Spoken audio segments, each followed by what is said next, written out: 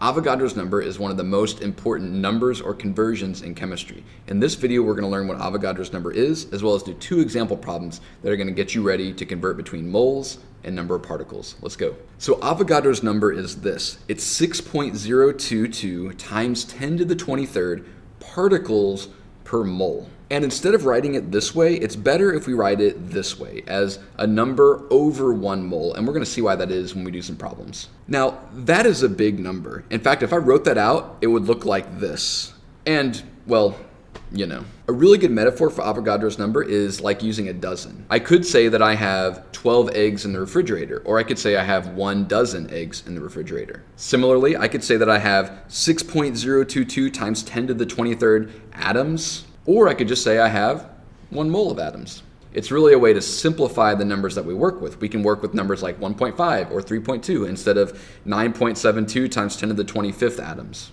But why this number specifically? Did some scientist just randomly pick this particular number, 6.02 times 10 to the 23rd?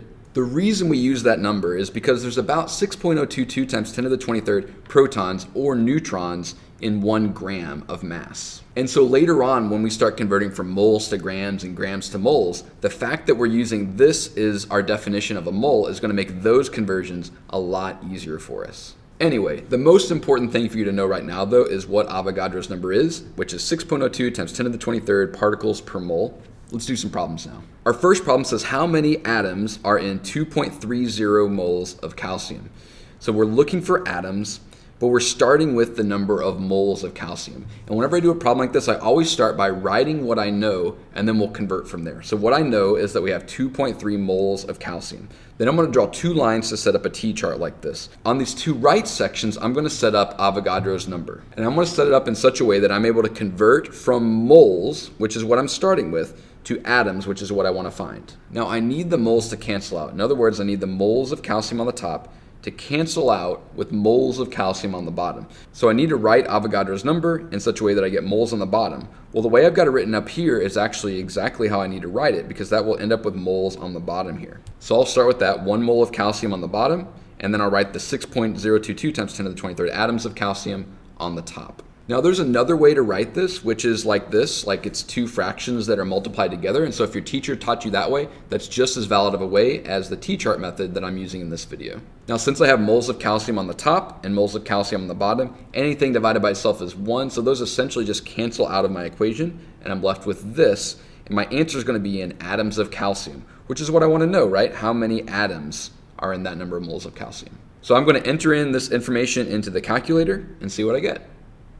The calculator told me 1.38506 times 10 to the 24th atoms of calcium. Now in the problem, 2.30 had 3 sig figs, so I don't really know this answer to that precise of a number. So I need to round this to 3 sig figs, and I end up getting 1.39 times 10 to the 24th atoms of calcium. So what does that mean? If I had a sample of 2.3 moles of calcium, there would be this number, 1.39 times 10 to the 24th atoms of calcium in that sample. Let's take a look at a second example. Instead of converting from moles to atoms, we'll be converting from atoms to moles. So it says how many moles are in 3.01 times 10 to the 23rd atoms of zinc.